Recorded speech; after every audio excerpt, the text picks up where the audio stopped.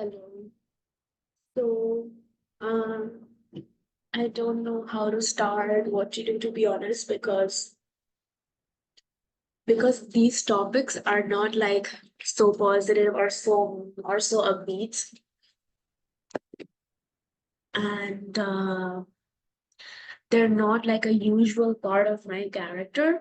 So it makes me like slightly uncomfortable and very raw to come out here bare face, no earrings, my hair is natural, no jewelry, just wearing some basic clothes and sitting in the room that I didn't grow up in, but in like I spent a few of my um, late teenagehoods before leaving this country in, but in the country that I grew up in, Saudi Arabia, I've experienced it's hard to open up because people misuse the information when you share it with them. Like the world is not like everybody says open up and talk more about life, it will make things easier. But it's actually not always about that. It's like people listen to the information, especially people who want something out of you. They'll try to act close to you. They will use the information you shared with them in a way that they could manipulate you to get what they want from you. So that's why it's hard to even open up, like in general. A lot of cages are built up. But another one of the most important things is the shamefulness of it. That, oh, I have these parts of me that I put up a mask and hide, and people don't know about it. Or people would have never guessed that, or people don't really even speak about their insecurities. So it's hard for me to share these things, but I will try. And I said that I'm visiting Saudi Arabia because I spent like 1 or 2 years in like almost one in USA, Canada, and one full in Canada. And then I spent some months in Turkey. And these time outside of Saudi Arabia was like five 5 to 10 years of life in Saudi Arabia. It taught me a lot more. And I can say that I've grown so massively much as a person, being away from my parents and being away from this country and the toxic stuff, that feelings that this country gave me, and the monster I had built up inside of me. So now that I'm back visiting this country, it brings up a lot of powerful emotions. And this is one of the last times I probably visit this country because I will take a final exit. But before I leave, I wanted to make it worth it by, instead of journaling on my diary, which I usually do, I always keep a diary with me. I didn't bring the diary with me this time because I was thinking like I will not write anything like the way I used to write. So because that diary is kind of sacred, and I feel like I don't see myself writing in it anytime soon because I think I've changed a lot. And so I keep a separate book, which is not a diary, but more like a journaling of thoughts kind of book. But anyways, I thought that this time I would do something more worth it. I'm gonna redo a journal myself. Maybe I will share it to some social media platform. I don't know. But this is mainly for like creating a safe space of my thoughts and putting it out there. And also like if somebody is listening and they are going through similar things, or if people want to get to know better about me than this. But it's mainly for people to know that they can enlighten or lit up or bring alive this part of themselves that has went through trauma, anxiety, and post-traumatic stress disorder. We all have it for sure. We all have trauma, but it differs in severity and it differs in the ways it shows up. A lot of people don't even know they have some severe trauma that shows up in their life and causes a lot of chaotic, stressful environments. And I want you guys to know that I know this sounds fucking shameful that this part of you exists, but you can make this your superpower, and that's all that matters. What matters, motto of life, every single day you wake up out of your bed, you give your best. It doesn't matter what you achieve or accomplish, just keep trying. That's all that matters.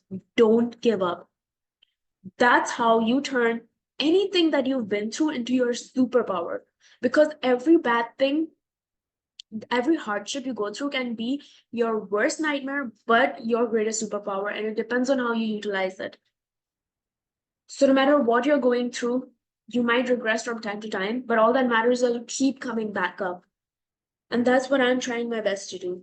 Being back in this country is making me just, it's my first day back here, but I'm just randomly feeling emotions of crying and just, oh my God, he's drinking my milk. Not gonna tell y'all if I'll drink from it later too or not. Anyway, I'm so puffy right now because I've been crying. Like, anyways, so it's just giving me like random emotions of just like randomly crying and shit because it's just, it feels like I am feeling the emotions of somebody else like very, very strong, and it's getting very overwhelming for me, and I do not know how to deal with it all of a sudden, you know? So it's making me cry because I haven't dealt with such emotions in a long time, and it just feels like they're not mine. So it's like a lot to carry because my head, my heart, my soul did not have space for these emotions or to process them in my current state, because it took me a long time to renew my aura and my energy and make a new person, build a new person out of myself. And these are weighing heavy on my heart. So I'm doing deep breathing and trying to make space for it and process it. And these journalings will help me and also help me unite with, if anyone is listening, then they could also maybe get something out of my story. There's always that hope for that. That makes me feel better. And I also feel less alone in that way. And these emotions that I'm talking about that I feel like I'm experiencing someone else's are actually my past emotions. I used to be severely depressed, and I used to write like really, and the thing is that these emotions are actually very strong because it was years of depression. Like it started when I was quite young. When I was like 6 years old, I was I'm gonna say it. I was unhappy with my life because of family problems. And well, I'm choosing my words because I'm gonna be careful because we don't know who can watch these videos. But yeah, so like because of family problems, and and then I slowly started developing depression. And by like 12, I was like set in stone for a long roller coaster ride going downhill, because from 12 up until 17, I was like so depressed and suicidal, and I used to write like miserable stuff in my books, in my diaries, about thoughts of how every single breath is painful, how I'd rather die, and I used to hate myself a lot. I used to feel worthless, unlovable, and because of how some situations in my family played out. But um, my lips are getting dry. Anyways,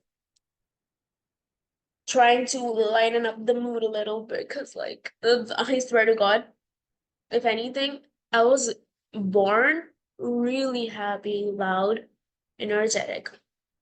And I have always felt emotions very deeply. Maybe that's why all these negative things that played out in my life also had a deep effect on me, you know, like I felt all of it. Perfume calms me down, especially vanilla. So these things that happened in my life also played a big role in me. They hit me deeply, like they went deep in my soul, and color correction, loving that.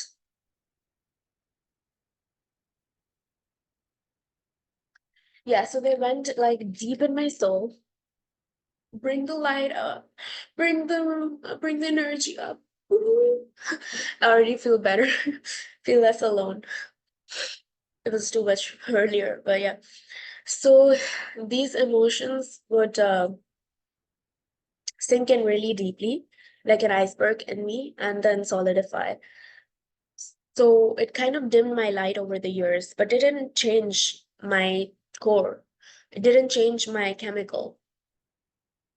In fact, maybe it made me better at it. I'm the type of person, like, I can wear this mask, um, and I wouldn't call it fake. I create this energy, and I cherish it a lot. And I create this energy that I want to call it the superwoman energy that can pierce through any sort of situation of life. I want to make it so strong and established that I can be positive and face anything headstrong while maintaining other parts of myself and being honest to other emotions that are not positive also, because they empower me and they make me true to life.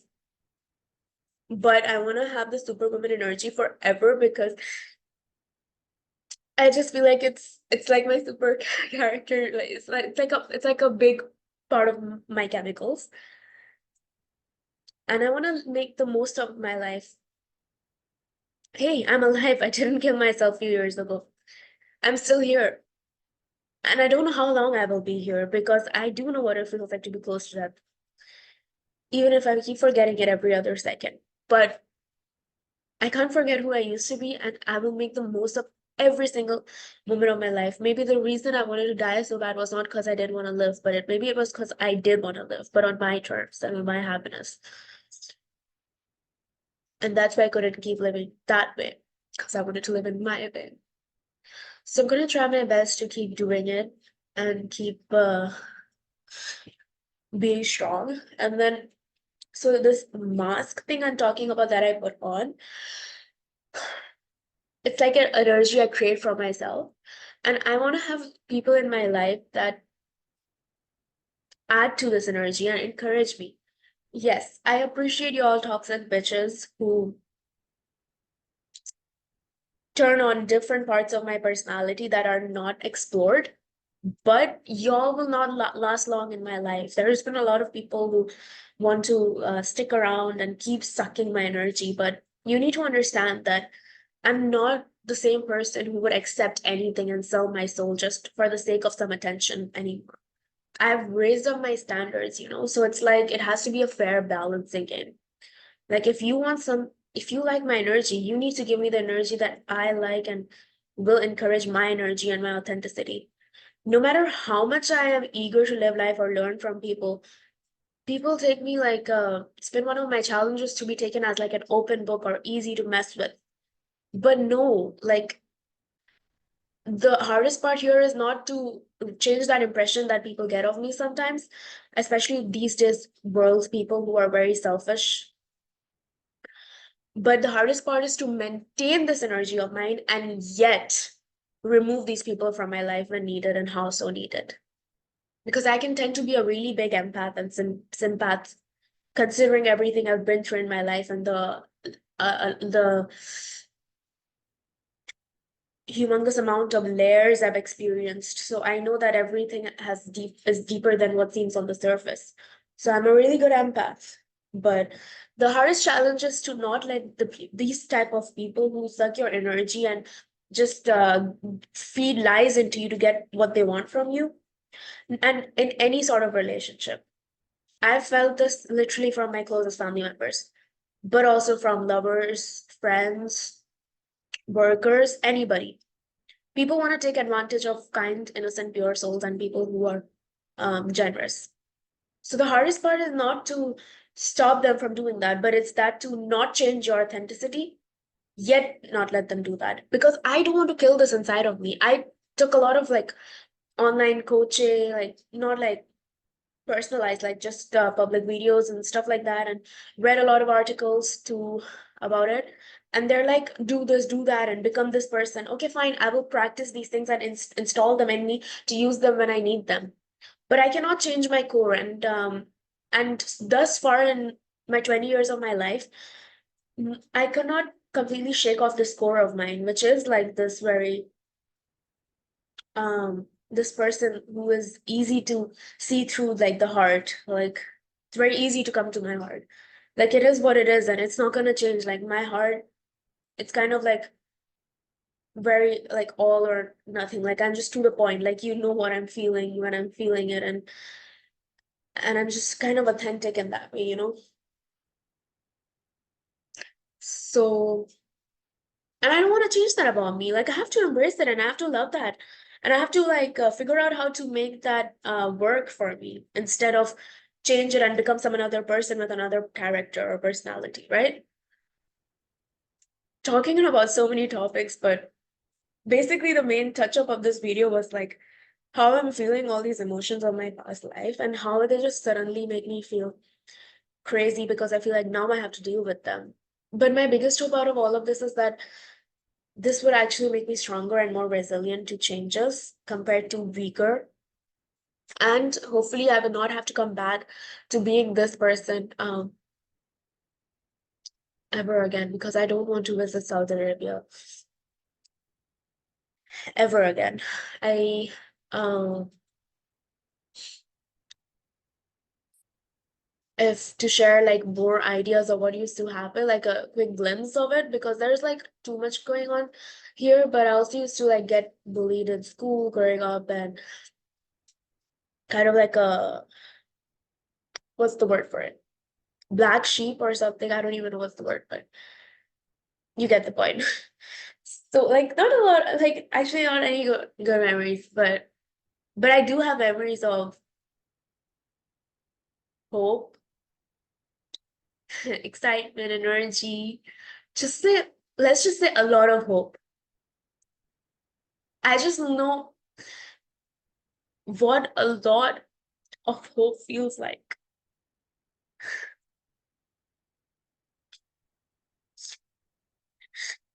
So